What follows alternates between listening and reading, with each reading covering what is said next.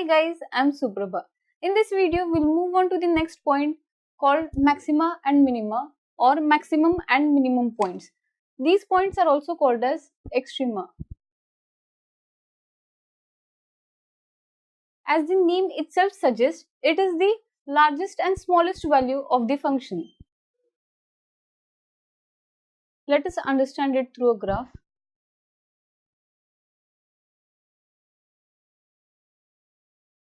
This is my any random function. So if you see, this is the largest value of the function and this is the smallest value. So this is my maxima point and this is my minima point or maximum point and minimum point. Now if you see, there are two more points in the function that lie in between the maxima and minima. Let us understand which are those points. For that we need to go through the concept called global and local points. Global maximum point. Fx has global maximum at point A in the given interval I if f of A is greater than equal to f of x for all x belong to interval I. Now this says that value of function is always greater than equal to f of x. So this point will be this one. So this is global maximum point or global maxima, because value of function at this point is greater than all the other values. On the contrary, we can say f of x has global minimum point f of x has global minimum at point A in given interval I if f of A is less than equal to f of x for all x belong to I. That means value of function here is least as compared to all the other values. So this point is global minimum. Moving forward, let us understand what is local maximum and local minimum point. Local maximum. F of x has local maximum at point A if f of A is greater than both the values f of A minus h and f of A plus h. Now we'll try to find this point. F of A here is this point. If you see the value of function here, it is greater than the neighboring points. So this is my local maximum point. On the contrary, local minimum point, f of x has local minimum at point A if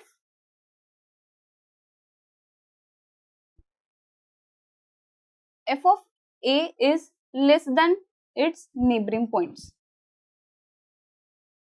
It is clearly indicated from the graph that this point is local minimum.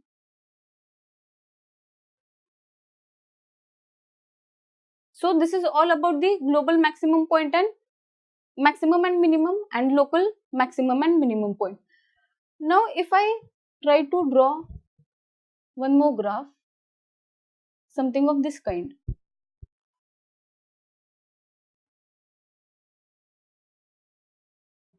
And we'll try to locate all these 4 points. The global maximum point will be this one, local maximum will be this one, local minimum will be this one, but we'll not be able to indicate the global minimum point because we don't know where the function is ending. That is, at the increasing value of x, the function is extending to somewhere minus infinity. So here there are only 3 points and we don't have the global minimum point. Now we have understood the concept of global and local. Now we need to find where these points exactly lie on graph. So let us move to the next point, that is finding maxima and minima. If you see these 4 points, function is changing its value from high to low or low to high. So at these points, if we find the value of slope, the value of slope will be equal to 0, and this value of slope is equal to 0, we get it by finding the derivative. So whenever the value of derivative is equal to 0, we call those points as critical points. So we can see that these 4 points are critical points. Now if I extend my function to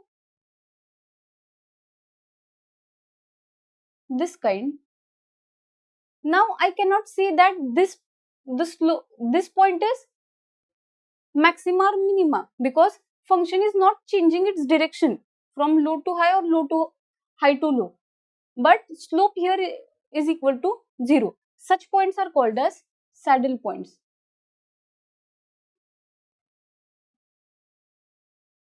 Where the value of slope is equal to 0, but they are not maxima and minima points. These points are also called as stationary points. Now for our explanation, we had first drawn the graph and then found out the critical points. What if I have the critical points with me, but I don't know which point is maxima and minima? I need to identify those points. So for that, we have a test called second derivative. We know that derivative is nothing but slope. Second derivative is slope of slope. So in second derivative, I need to find two slopes.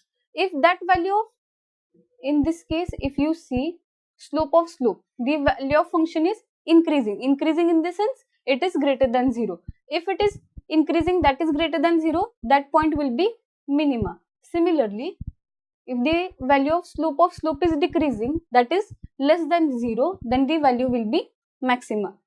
Also, if the second derivative test gives value equal to 0, it is called as saddle point. These concepts will be more clear when we go through the examples. First example, find maxima and minima for f of x equal to 5x3 plus 2x square minus 3x. Before we proceed to the example, let me tell you that there is a traditional method where we substitute the values, but that is a bit lengthy procedure. We will stay on the second derivative test as we have seen before. So first we have to find the derivative. I'll write the function again. F of x is equal to 5x cube plus 2x square minus 3x. Finding derivative, we get f dash x is equal to 15x square plus 4x minus 3. If you solve this quadratic equation, value of x will be minus 3 by 5 and x equal to 1 by 3. As we are using second derivative test, we are supposed to find out the second derivative. So this gives 30x plus 4. Now let me substitute the values of critical points in the function. I get, or simply I'll write minus 3 by 5. Substitute it here.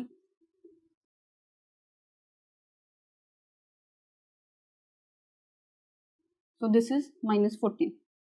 Similarly, I'll substitute 1 by 3 now.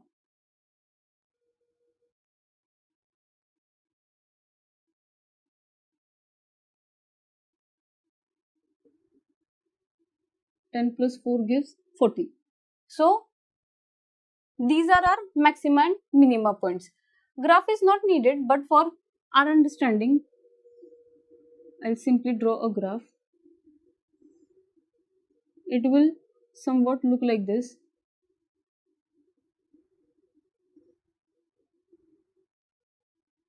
So this point will be minus 3 by 5 and this will be 1 by 3.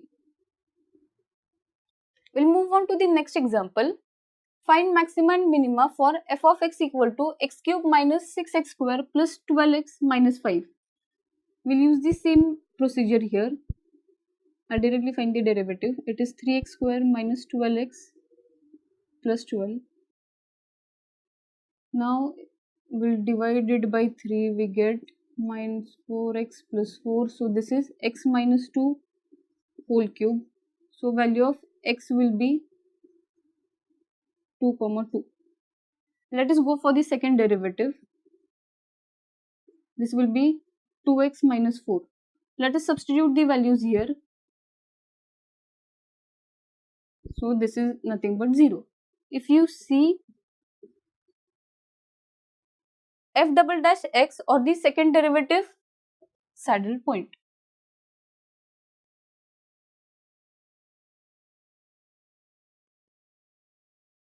If we draw the graph, it will be somewhat like this. This is the point 2. As I said, at the saddle point, the function does not change its direction. This is all about maxima and minima. Thank you. Thank you for watching my video. Hope you understood the concept. For any doubts and suggestions, please let me know in the comment box. For more details, you can refer these videos. Guys, help us to help you. So please like my video, share with your friends and don't forget to subscribe to our channel. Thank you.